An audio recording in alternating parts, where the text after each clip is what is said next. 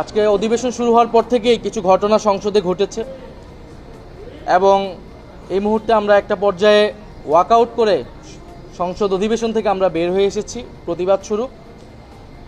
এবং আপনাদের সামনে আজকে কথা বলবেন সে বিষয়ে বিস্তারিত আমাদের সংসদের সম্মানিত উপনেতা। তার আগে আমি জাস্ট 2 মিনিট একটু বলতেছি। আজকে প্রথমেই যেটা হয়েছে যে প্রশ্ন উত্তর পর্বে স্বরাষ্ট্রমন্ত্রীকে আমাদের বিরোধী দলীয় সংসদ সদস্য আবুল হাসনাত এবং বিরোধী দলীয় সংসদ সদস্য শফিকুল ইসলাম মাসুদ ওনারা স্বরাষ্ট্রমন্ত্রীকে প্রশ্ন করেছিলেন যে দেশের যে গত 6 মাসে 180 দিনের যে আইন শৃঙ্খলা সেটার তথ্য দিয়ে পরিসংখ্যান দিয়ে যেই পরিসংখ্যান পুলিশ সদর দপ্তর থেকেই পাওয়া গিয়েছে তার সাথে বিগত 6 মাসের এই সরকার আসার পূর্বের 6 মাসে একটা তুলনামূলক আলোচনা করে প্রশ্ন করা হয়েছিল যে সরকার আইন শৃঙ্খলার পরিস্থিতি স্বরাষ্ট্রমন্ত্রী কতটা উন্নতি করতে পেরেছে নাকি পারে নাই এবং সেই ব্যর্থতার দায় তিনি স্বীকার করেন কিনা। কারণ আমরা সারা দেশে দেখতে পাচ্ছি যে জনগণ ব্যাপক অনিরাপত্তার মধ্যে রয়েছে এবং বিভিন্ন জায়গায় খুন খারাপি ধর্ষণ হচ্ছে, বিরোধী দলের নেতাকর্মীদের উপরে দমনপীড়ন হচ্ছে, ক্যাম্পাসগুলোতে সন্ত্রাস হচ্ছে, এমপিদের উপরে আক্রমণ হচ্ছে এবং বিভিন্ন জায়গায় এরকম হামলার ঘটনা হচ্ছে। অর্থাৎ বিরোধী দল এবং সাধারণ মানুষ সবাই কিন্তু দমনপীড়নের শিকার হচ্ছে এবং যে স্বাভাবিক নিরাপত্তা সেই নিরাপত্তাটুকু কিন্তু না। এটা বিরোধী দলের কথা না, এটা পুলিশ সদর দপ্তরের তথ্য বলেন, এটা বিভিন্ন যেই থিঙ্ক ট্যাঙ্ক বলেন, বিভিন্ন প্রতিষ্ঠানের যে ডেটাগুলো এসেছে সেই ডেটাগুলো দিয়ে কিন্তু আমরা দেখতে পাচ্ছি 180 দিনের যে আইন শৃঙ্খলা সেই আইন শৃঙ্খলার চিত্র। কিন্তু আমরা যখন সেই প্রশ্নটা করেছি বিরোধী দলের সংসদ সদস্যদেরকে কিন্তু কটূক্তি করেছেন স্বরাষ্ট্রমন্ত্রী এবং সেটার কিন্তু আমরা তখন তাৎক্ষণিক প্রতিবাদ জানিয়েছি এবং সেই শব্দ এক্সপান্স করার কথা বলেছি। এবং মাননীয় স্পিকার তিনি কিন্তু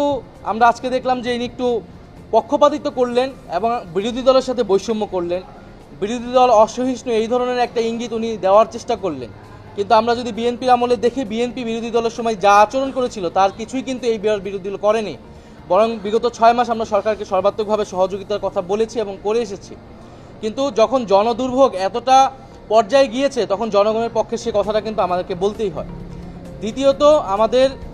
যেই আজকে আইন সংক্রান্ত যে বিষয়টা এসেছে জাতীয় মানবাধিকার কমিশন বিল এবং গুম প্রতিরোধ এবং প্রতিকার বিল সহ আরেকটি বিল, 3টি বিল আজকে উত্থাপনের জন্য আনা হয়েছিল। কিন্তু বিরোধী দলীয় নেতা বিরোধী দলের পক্ষ থেকে সেখানে বক্তব্য রেখেছেন এবং বলেছেন যে আমরা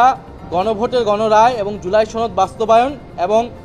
অন্তর্বর্তী করা সরকারের সময় যেই অধ্যাদেশগুলো ছিল গুরুত্বপূর্ণ সংস্কারের জন্য তার মধ্যে অন্যতম হচ্ছে মানবাধিকার কমিশন এবং গুম প্রতিকার এবং গুম প্রতিরোধ, ফলে সেগুলাই যে বিচ্ছিন্নভাবে তারা আনছে সেটার আমরা পক্ষপাতিত্ব নই,